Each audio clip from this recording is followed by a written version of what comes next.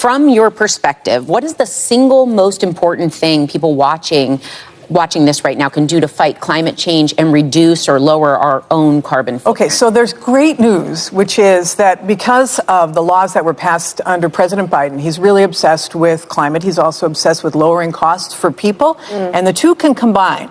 So one of the biggest things that you can do is to be able to weatherize your home, and there are tax credits associated with doing that. So, for example, if you want to install windows that don't leak out the heat in the winter and the cold in the summer, you can get a tax credit for that. You can get a tax credit for installing a heat pump instead of if your HVAC goes out. I mean, you can get a 30% tax credit or up to $2,000. So that's one thing, is weatherize your home and save money at the same time. If you weatherize your home, you can save about 30% on your energy bill. Great.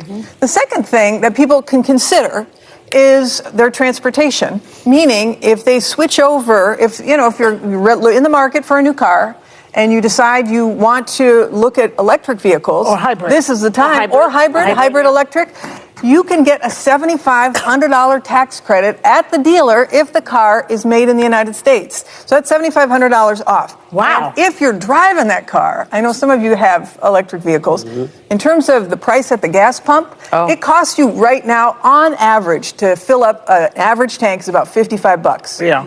If you charge it, it's to go the same distance, it's between $15 and $30, depending on the kind of charger you use. Wow. So, I mean, think about it. You could be saving every time you fill up. What if you live in the projects? What if you don't have a home? So this is super important. So part of the president's agenda is to make sure that we have charging stations everywhere where there are gaps. And so there are gaps in urban areas. And so, and in New York, man, who can find a place to park to begin with, right?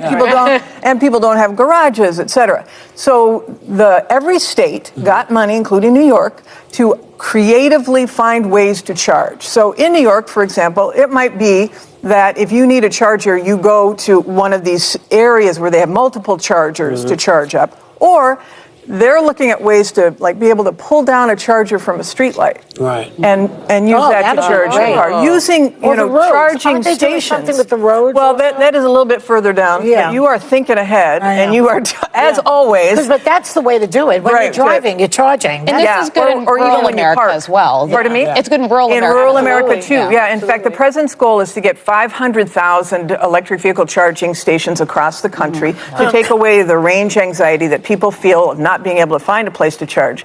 And in addition to that, the Department of Energy, we are a science entity, and we've got 17 national labs, and we're all focused on how do you extend the range of the vehicles. So now, when you buy an electric vehicle, most electric vehicles can go between 150, 300 miles. Yeah. But they're working up to 500 miles, so you need fewer times to charge. If you're an Uber driver and you have to refill your gas tank all the time, and on average you go about 200 miles a day, I mean, that's a huge savings for folks. That is. So anyway, that's one of the ways you can reduce your bills and reduce your carbon pollution.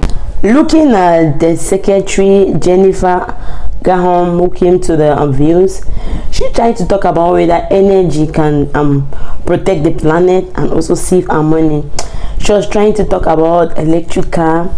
To her, very much people should weatherize their house in such a way that if you want to use electric, it will be better, because to her, electric is more cheaper, and electric will save you money and time. To her, basically, when people weatherize their house, it's going to be very economical for them. This is something that most people don't know. So she's trying to create awareness. According to her, this is something that even the president is watching, and Biden is obsessed about it. To her, basically, she went and explained about the car, the electric car. To her, basically, let me say you fill the other car with $55, but for an electric car that would take like $15 to $10, according to her, and which you save you time, you save you more energy. So to her, basically, if people want to buy car, they should be looking towards the electric car. It's going to save them more money. So she was asked, what about in an urban area, people live in a project?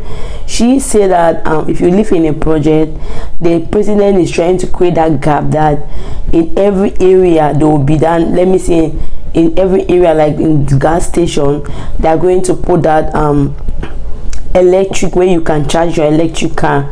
So if you live in that area, you'll be able to go charge your electric car around where you live. So they are trying to create places around the neighborhood everywhere, so everyone should not be left out. She went ahead and explained that she's creating awareness. Basically, this is something that most people don't know about it. She also said that they asked her about if the Gaza-Israeli war really affected gas prices. She said, of course it did, and that's something that most people don't want to say about it. But it really does, because even during that war, the president trying to conserve gas, but no matter the ratio, he was trying to preserve how effective the president was trying to preserve that gas, but yet gas prices still went up and very expensive, which affect the whole population as a whole. Basically, you know, when gas increase, basically everyone is going to increase their prices. Like grocery stores also increase their prices, everything around, because gas is where you drive, obviously, to go to those places. So other entrepreneurs also took that advantage and increased their own price drastically. You won't blame them, as they said, because they are working on a profit. Nobody wants to work on the loss, because they have to drive their car somewhere to go and carry like grocery store, for example. You have to drive your car somewhere to go and bring those groceries, so obviously you use gas. So if gas is increasing, which means that everyone prices will be increased, and actually the population will suffer it, because especially the masses, the less privileged, they won't have enough, so it's going to fall back on them. You know, when the economic is not good, it affects the nation as a whole. If it affects the nation as a whole, that's why you see crime wave increase, many things increase. And when crime wave increase in one city, actually it's going to affect the whole city. When it affects that whole city, it's going to affect the state. When it affects that state, it's going to affect the whole country as a whole. Affecting one country is not left behind. It's going to affect, actually, the world will be affected. So to her, basically, something that is going to help. So most people should turn to their houses, to their cars, and start using electric. What do you really think about it? Do you support what she's saying? Are you watching it? Do you prefer electric? Have you ever used electric before? What do you think about electric and gas? Let me see your opinion on the comment section, because most people are just used to gas. Most people are not really trying electric. It's a less population, so they want to make the population now. I'm sure in about 10 years to come, most people will switch to gas, to electric. Let me see your opinion on the comment section. Thank you very much for watching. If you are not subscribed, please subscribe and help share and like this video. God bless you. See you in my next video.